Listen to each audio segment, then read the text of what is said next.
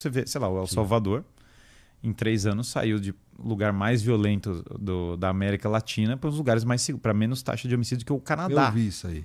Isso rolou. Então, a primeira coisa é que você não é obrigado a viver no crime o tempo todo, ponto. Isso já é uma realidade social do mundo que já não era uma realidade para eles. Segunda coisa, as pessoas podem se vestir melhor. E não é só o tema do dinheiro, porque as pessoas não se vestem tão bem. Tem a ver com cultura. A minha avó estudou no mesmo colégio que eu, saiu falando 5 idiomas do colégio.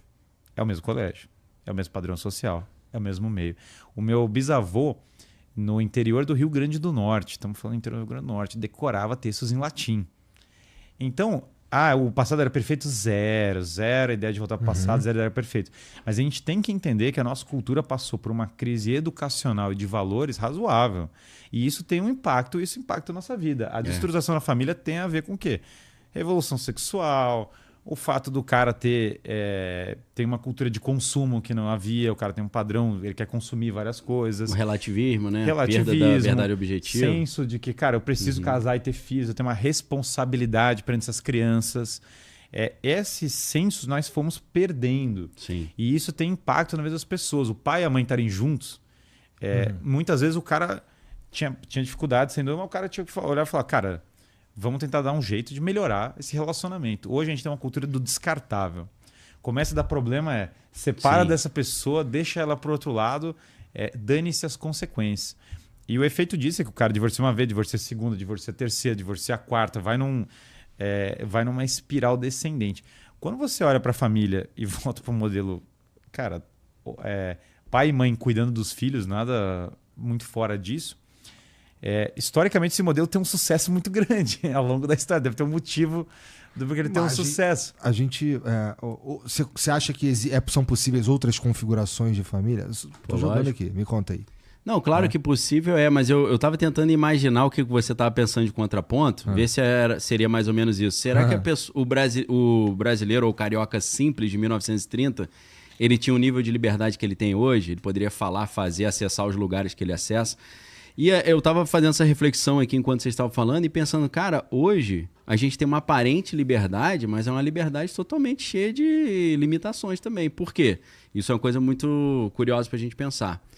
O sistema de comunicação coloca para o jovem das classes mais intermediárias no Brasil hoje um futuro único para ele. Fala, se você saiu desse lugar e dessa classe, você só pode ser isso. Você tem que ser um jogador de futebol, você tem que ser, sei lá, um músico nessa linha. E o cara fica dentro daquela caixinha. Aí você acha que o cara é livre, mas na verdade ele está dentro de uma tirania ali terrível também. Que às vezes naquela época, por não ter o sistema midiático tão onipresente, não tinha isso. O sistema de controle é maior também, né? Sim, o controle, a própria internet, de controle são maiores. A internet, o smartphone permite um controle muito maior, porque com a Big Data ali, tudo que você clica, dá like, assiste, ele já monta o teu perfil e vai fazendo uma doutrinação pavloviana ali do que você tem que gostar e tal. Nenhum tirano do mundo antigo sonhou tinha ferramenta ter um controle do que o cara tá pensando, meu irmão. Você bota um óculos daquele realidade virtual e vê seu movimento ocular, ele sabe o que você olhou ali dentro, sabe? Consegue interpretar teus pensamentos. Então hoje está muito mais fácil de você dominar multidões, como acontece em países superpopulosos como a China, do que antigamente. Antigamente o imperador chinês ele tinha muito mais trabalho para dominar a galera do que hoje. Pô. Hoje com crédito social, o yuan digital, ele consegue ter uma onipresença do Estado terrível também. Tem um livro incrível do Bertrand de Juvenel chamado O Poder, que ele fala, olha, a realidade do poder nos últimos séculos é que ele só cresce.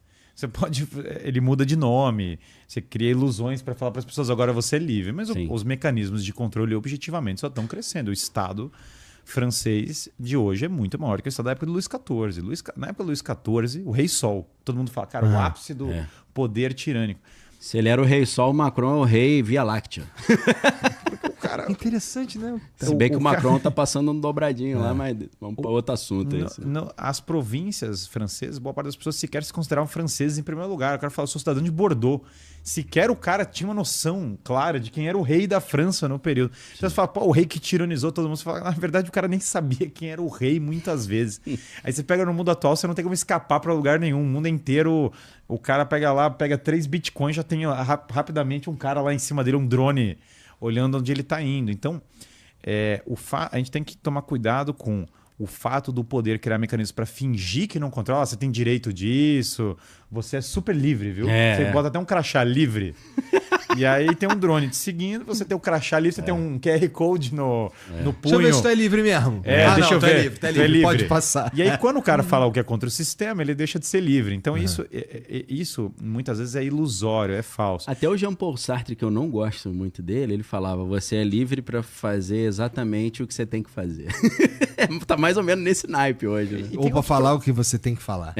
Principalmente falar. Daqui a pouco é pensar. E tem outro problema, se você é escravo das suas paixões, você não é livre. O cara que é viciado exato, coisa não é livre. É verdade. O cara fala, por exempro, você pega o cara, pornografia, o cara começa a assistir, tá fazendo uma decisão livre. Depois de um tempo você já não é mais livre, cara. O cara tem uma compulsão naquilo. Drogas, álcool, qualquer coisa. Libido Dominante. Conhece esse livro? Sim, é um baita livro. Libido Dominante é um livro do E. Michael Jones, que é um tijolão desse tamanho.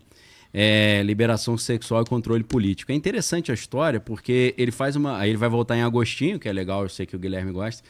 Ele vai falar quando Agostinho fazia a diferença entre dois modelos de sociedade, a cidade de Deus e a cidade dos homens. A cidade de Deus é governada pelo princípio do amor, e o amor ao próximo, né? Você tratar bem o próximo, fazer com o outro que você gostaria que fizesse com você, beleza. O outro é a cidade dos homens. A cidade dos homens é governada pelo princípio que em latim é libido dominante, que você pode interpretar como dominar a pessoa pelo desejo ou o desejo de dominar. Pode ser as duas coisas ao mesmo tempo. Então, na cidade dos homens, o que você faz? Você pega os desejos da pessoa e pilota ela com controle remoto em cima dos desejos, dos vícios, né? Das taras do cara. Então, você vê toda essa... Desde o Herbert Marcuse, né, que é um teórico da Escola de Frankfurt, você vê essa passagem da política lidando com grupos de opinião para passar para grupos de desejos. Né? E a dominação específica pelo desejo. E aí ele vai falar, por exemplo... É mais fácil, né? Muito mais fácil, cara. O Mundo Novo, em muitos aspectos, é mais fácil que 1984. Ao invés de dominar os caras na bota, você fala, toma aqui, toma droga, toma prazer, toma aqui esse negócio, toma esse estímulo, cara, só segue o que eu tô falando agora. O cara segue... Não, em alguns países, islâmicos, hábitos, né? Os americanos e às vezes o Israel também chega lá, o que eles fazem? Agora chegou a liberdade aqui, você pode assistir filme adulto aí à vontade.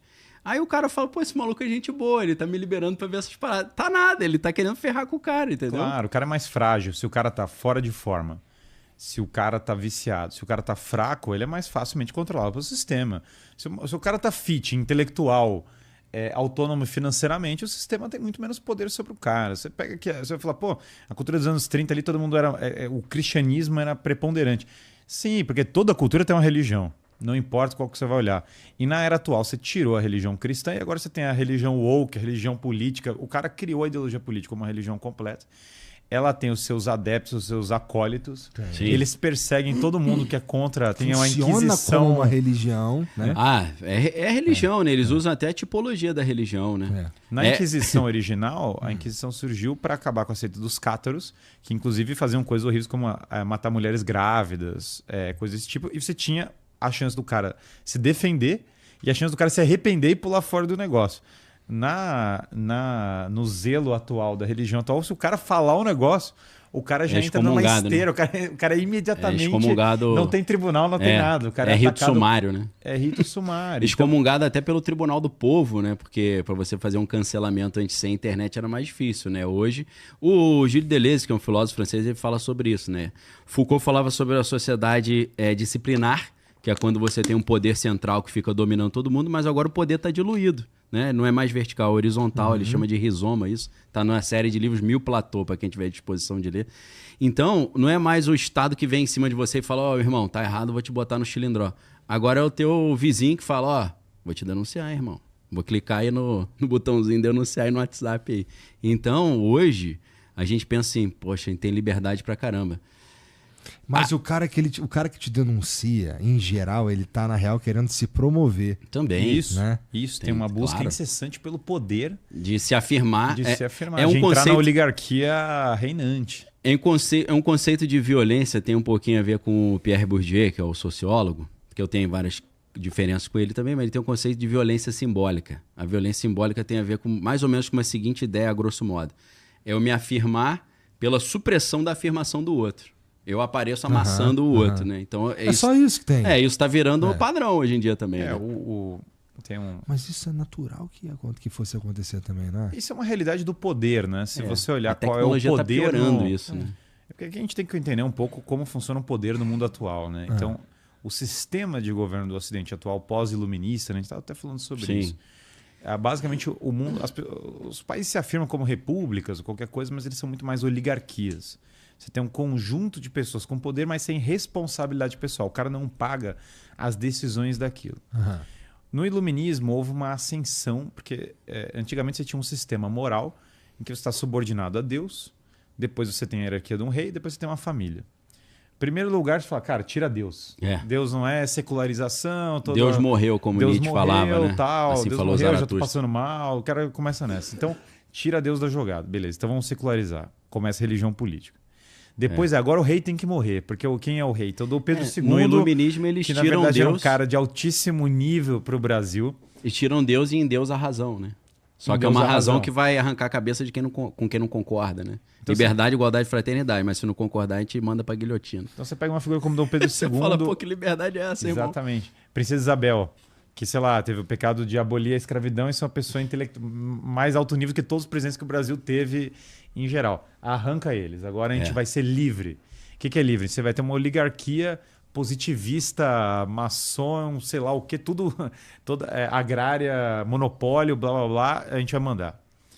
Então, cortou o rei. O rei é o cara que tá mandando em você. O próximo cara a ser cortado é o pai de família. Porque o que ele é? O mini monarca. Sim. Deus é um monarca cósmico, agora tem um monarca político, agora tem o pai de família, que é o próximo a ser podado. Quando você tira a autoridade do pai de família, a casa vira anarquia. Então agora as crianças mandam. É doce todo dia, acabou o piano, acabou a matemática. Come agora o doce antes do almoço. Antes do almoço, não sei o quê.